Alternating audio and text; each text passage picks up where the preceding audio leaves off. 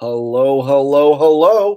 Welcome to Bathrobe Chat Live with Steve the Missionary. I am Steve the Missionary, and this is my office. Hello, everyone. I'm writing into the chat where we talk about what's happened in the last week, where I preview what we're going to talk about this week on my channel, and where we have some fun. All of my videos are filmed and edited ahead of time and then posted later. So for anything timely and any reaction stuff timely to happen from Steve the Missionary, it's got to happen here at Mondays at 3 p.m. Pacific.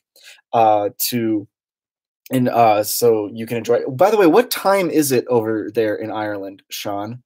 That's what I want to know. Because you're very dedicated to coming, and I want to know what time it is actually for you on this when you come onto the stream. It's 11 p.m. Wow. Thank you. You're very dedicated. Thank you very, very much. All right. Well, last night, or let's get right down to it. Last night was the Oscars. And the Oscars are kind of interesting to me. I was talking to a friend about award shows because I just watched the Grammys, and he's from Ohio and he does not care. And one of the things about watching these award shows is you don't watch them to find out what the best movie or the best song of the year was.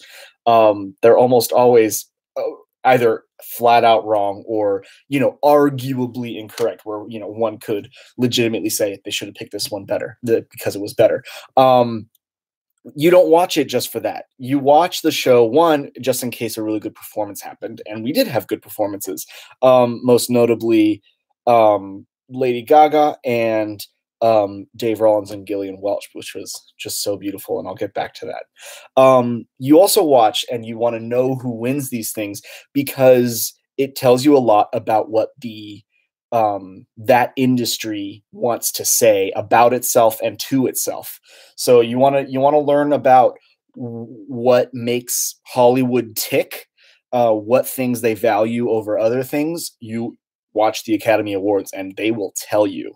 It's kind of weird because it's Hollywood at its most honest. They're not being honest about which movie is best or which actor was best, although sometimes they do get it right and sometimes they award people, justly. They are being honest about what they value and what they want you to think about them. And the number one thing the Oscars told us last night was that the Oscars want you to know that they are not racist. That was the number one effect that they wanted to have on the audience. They wanted the audience to walk away going, you know what? Hollywood is not racist. And look at all the things they did. They had a multiracial slew of people who would present the awards. They had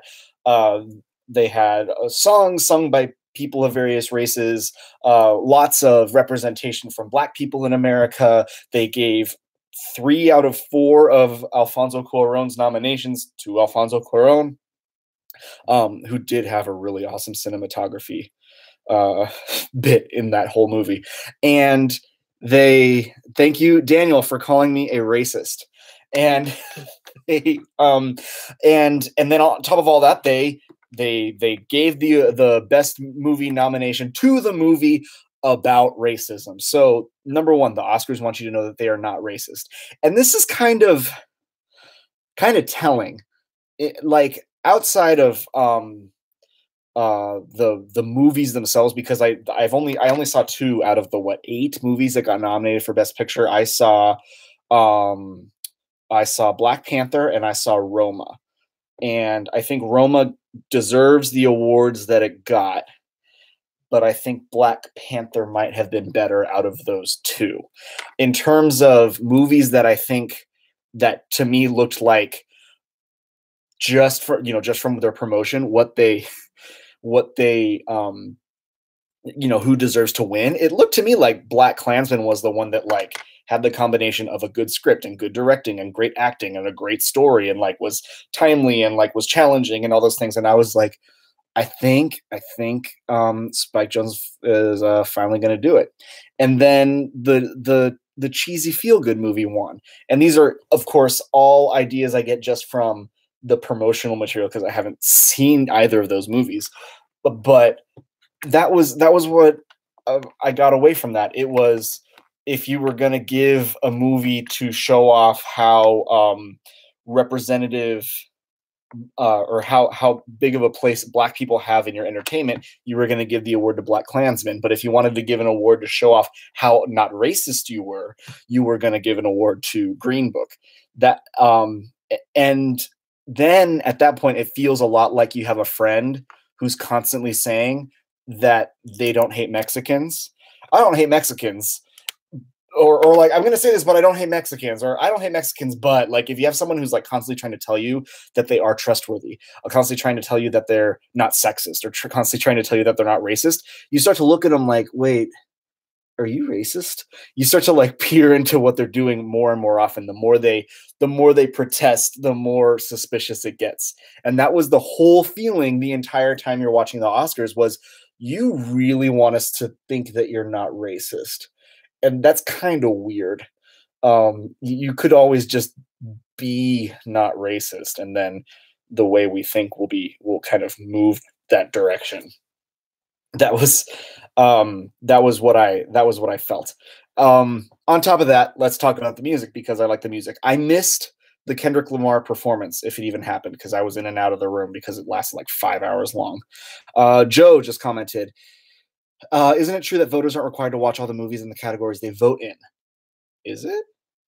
I think you're correct. Like, especially for like the really big ones, the actors and the head ones, the actors, director, and Best Picture, you are not required to watch all the nominated movies. You just have to it's just expected that you did, because they are usually big enough movies, which is weird. Yeah, Joe's right. Everyone gets sent copies, and everyone gets sent screeners and stuff like that. But that is that's a push by the film companies themselves. That's not an automatic thing that the Academy does. That's something that Warner Brothers or Sony will mail screeners of these movies to all the voters if they want to, and if they have the budget. So yeah, it's even at that point, it's not even which one's the best movie. It starts out with who saw what movie, and then they start voting. At which point I could totally see more people going like, it's a Friday, let's go see Green Book, as opposed to like, it's a Friday, let's go see Roma, or things like that. The performances. So if Kendrick performed, I didn't see it because I was in and out of the room. But the two performances I want to highlight is the obvious one, Lady Gaga, Bradley Cooper, Shallow, which eventually won, because it is a catchy song. I woke up this morning singing that song to myself. It's catchy, it's emotional, it's well written, and Lady Gaga sings the hell out of it, and Bradley Cooper showed up with a really good voice too. Amazing. That's absolutely amazing to me. And the performance was great and classic and kind of rock and roll, and not what they did at the Grammys, which was a little much. I'm not gonna lie, it was a little much. But then there was another performance by David Rawlins and Gillian Welch, and they performed "When a Cowboy Trades His Spurs for Wings," and that was a song out of like the first 15 minutes of The Ballad of Buster Scruggs, which is the newest Coen Brothers movie, and it's on Netflix. Now, I love Coen Brothers movies. I have Netflix, and I love country music. And I've seen David Rawlins and Gillian Welch on stage. And that's amazing. And so like, I'm already like, I'm going to enjoy this no matter what. And then when they showed up, I forgot how great the song is. It's a song about death. It's a song about dying. And in the movie, someone just gets like brutally shot through the head. And then you see his soul like flying up to heaven, and it goes from like weird to beautiful, really fast. And then the credits, you find out Rollins and Welch wrote it. And then they showed up in this like old school country with the awesome like fringy looking stuff here, and Gillian was in a skirt with the big cowboy boots, and they played this great song. They're both wonderful talents on the guitar. They're both wonderful talents with voice, and they both can write like crazy. And I think that was I'm kind of happy about country music's showing in mainstream culture, or at least mainstream award show culture right now. With Casey Musgraves doing a dang good job at the Grammys and winning, and then Welch and Rollins doing a dang good job with that beautiful, beautiful, sad song over at the Oscars. So if you missed it, if you weren't paying too much of attention, it's called "When a Cowboy Trades His Spurs for Wings." If you want to hear them sing it, and if you just want to watch the movie, it's called "Ballad of Buster Scruggs." And the movie's like in the first, or the song is in the first 15 minutes, which is even cooler. Yeah, we got some country fans, or country western, from Alex and from Sean, which is really cool because country music is borrows a lot from Irish music. So there's a connection there, which I'm a big fan of. The Oscars really wanted you to know that they're not racist, and that's all. And on top of and so they nominated and gave an award to the movie that really wants you to know that it's not racist. And that's really all you can say about that. And there were some good songs. I should pay, and now that that's over, I'm going to pay a lot less attention to award shows, and this live show is going to get a lot more interesting. So thumbs up. Next, the other thing that happened this weekend is the bishops from around the world, and this wasn't all the bishops. This was a selection of each conference of bishops around the world met in Rome to talk about the global problem of sexual abuse of minors, and that is admittedly actually a narrow focus of the whole problem. But on the other hand, this is the only, or someone on Twitter was noticing, this is the largest affected meeting on such a topic. There has been no nationwide conference on how to deal with the topic of sexual abuse of minors in America's public school system, where it's a massive problem.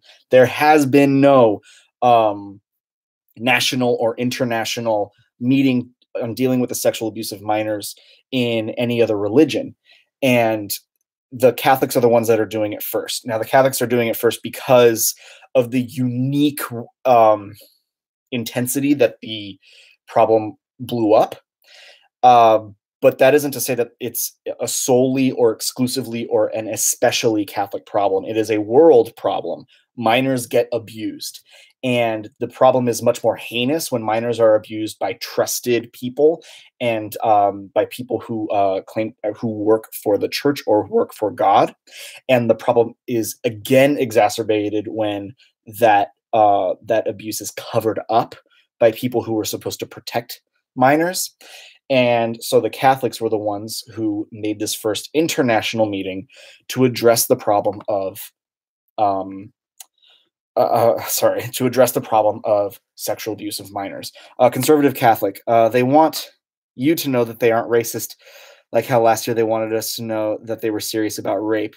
And what will they want next year? He's still talking about the Oscars. I don't know what the Oscars are gonna try to tell us next year. But whatever it is, it's usually pretty obvious.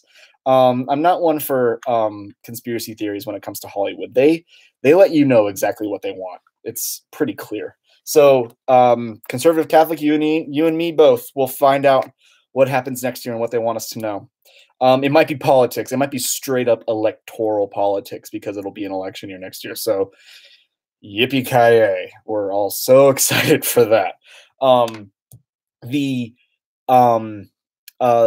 the bishops met and they were meeting about sexual abuse and the cover-ups and what to do about it. And there was from the very get-go, it was already, I wasn't feeling so great about it because there were some immediate short speeches given by bishops talking about we need to look at cultural differences and how some cultures talking about sex or sexual abuse, especially in regards to minors, is so taboo that you can't breach the topic. And so that was one thing that I really did not want to hear.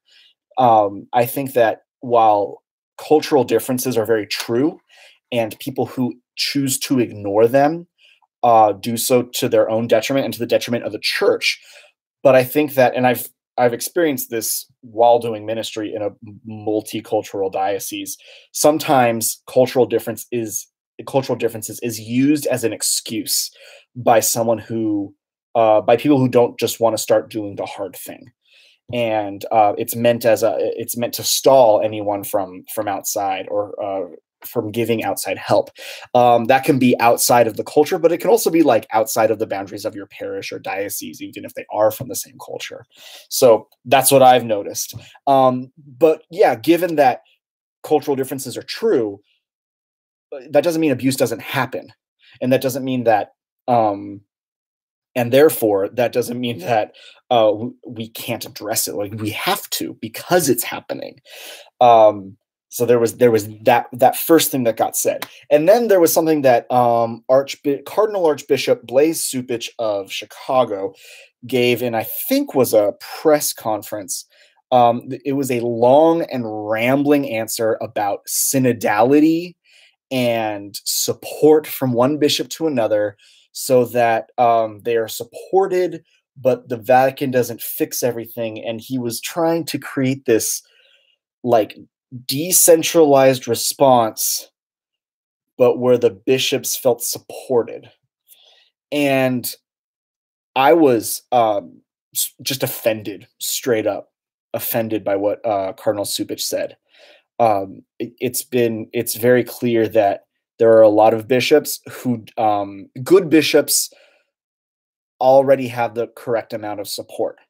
A bishop who is willing to go out on a limb and who is willing to protect minors more than they protect abusive priests, and a good bishop who is willing to work so hard that he never gets promoted because he's not as good of a politician, but he is a good shepherd. A good bishop already has the support he needs, or is closer to having the support he needs from the Vatican. A bad bishop shouldn't get the support of the Vatican, should in fact be fired by, or should be fired by the Vatican, but that's a lot harder. But when we're talking about support in such broad terms, it's almost like Cardinal Cupich forgot that the big problem now in America is we're finding out how many bishops were the problem, how many bishops were abusing minors, or even otherwise less powerful or vulnerable adults. We're finding out how many bishops knew about other bishops covering up or abusing. And right now, the laity don't want support for the bishops. They want accountability. They want punishment for bad bishops. And then it gets to kind of the second part of what I wanted to talk about today. The Oscars want you to know that they're not racist. The bishops want you to know that they're not corrupt. And the more you try to say it out loud, the more I look into what you're doing. I want to trust bishops. I want to follow them, and there are good ones out there. I've worked for one before, and when things like an international abuse crisis happen, you don't have the luxury to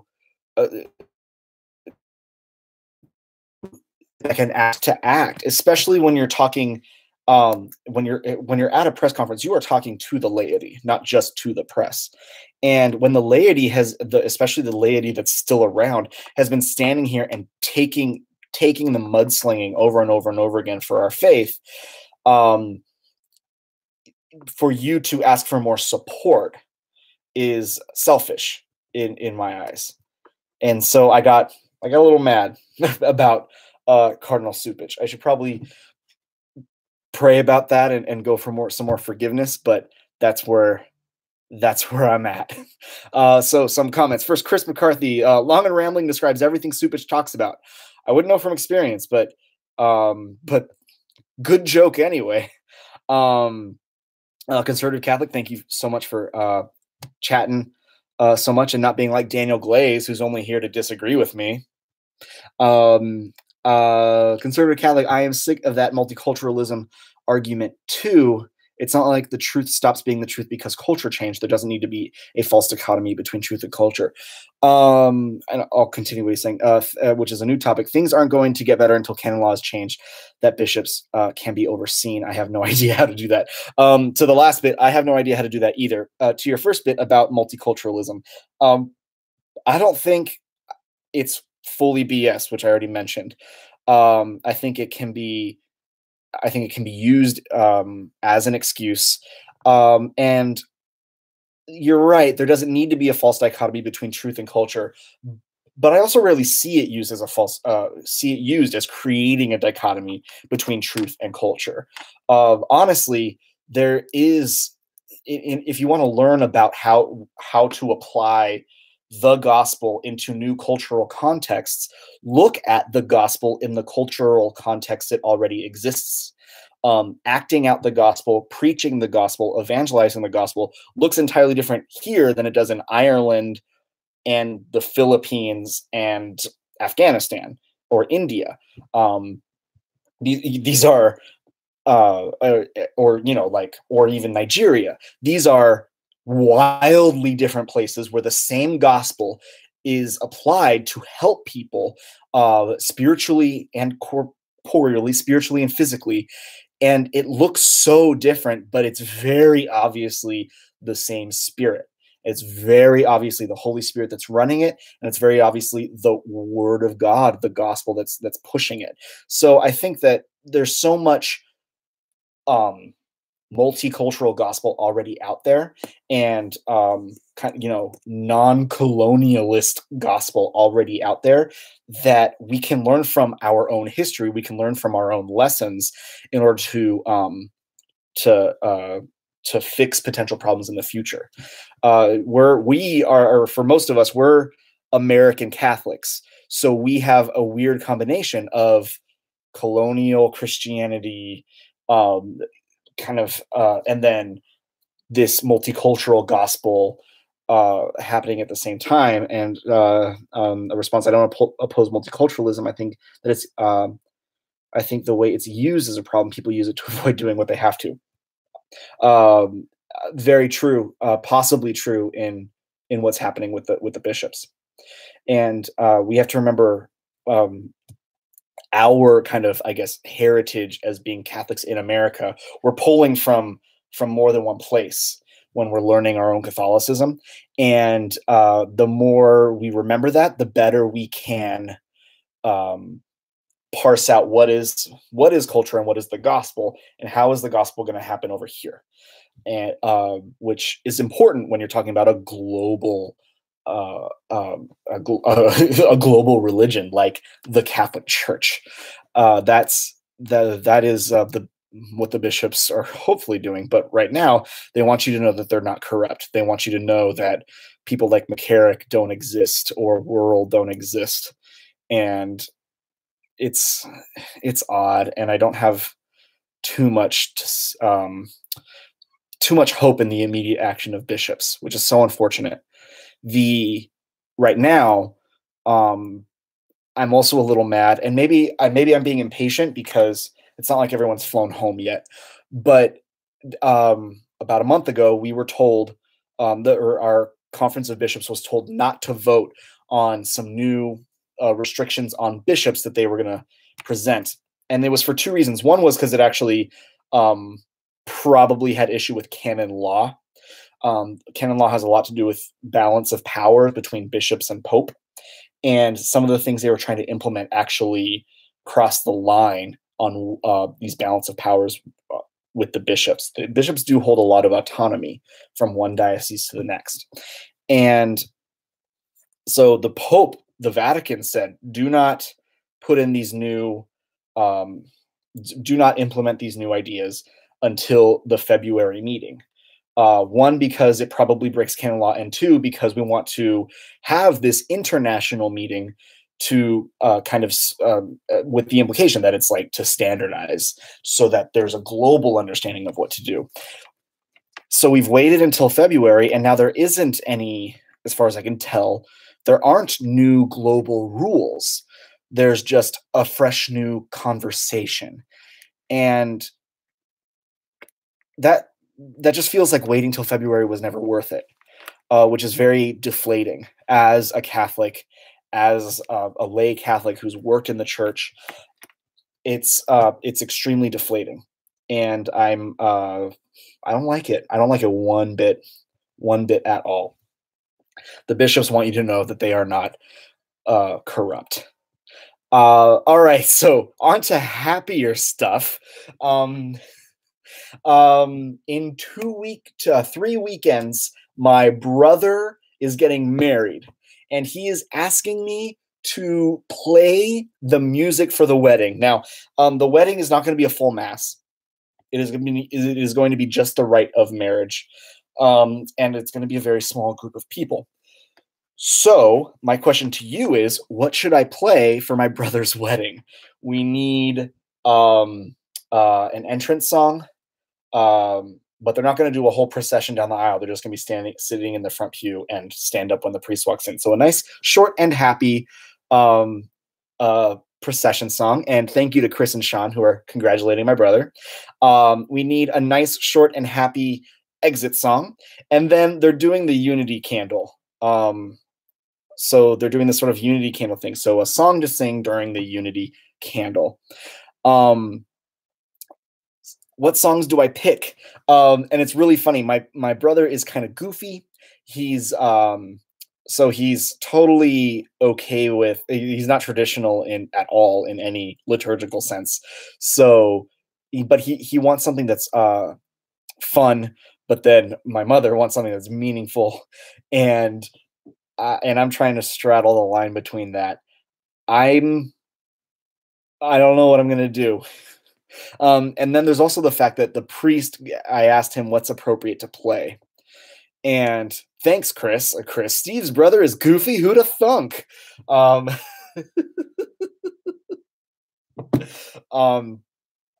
Maria is normally sung at weddings. Oh, genius.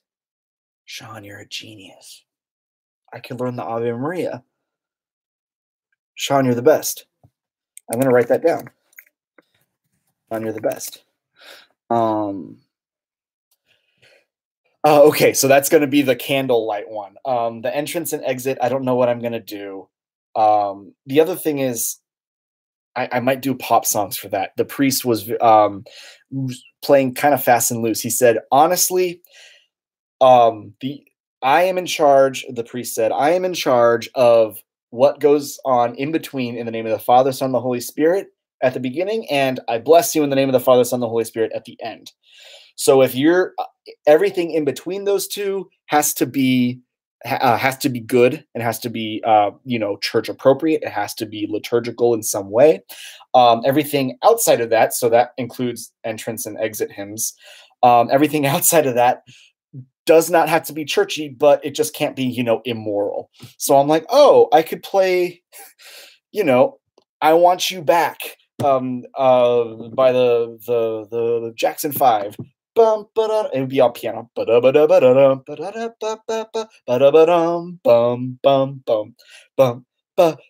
And like it would just be that, and it'd be happy. And besides, like people are clapping anyway while the couple's leaving the church, and it would be fast. And it would be a pop song, but it's not immoral, and it doesn't subtract from the liturgy, so I'm okay with it. You know who else used pop songs in the liturgy? Palestrinas. Oh, but if you have any ideas about what you want to do, please put in the chat or in the comments, because I'm worried, because it's happening in 3 weeks, and I need to start practicing. All right, shout outs to my new producers. The first producer ever to be on the producer level of my Patreon is Jacob. Jacob was an old student of mine when I was a Focus missionary in Steubenville, and he has a deep and important place in the bottom of my heart.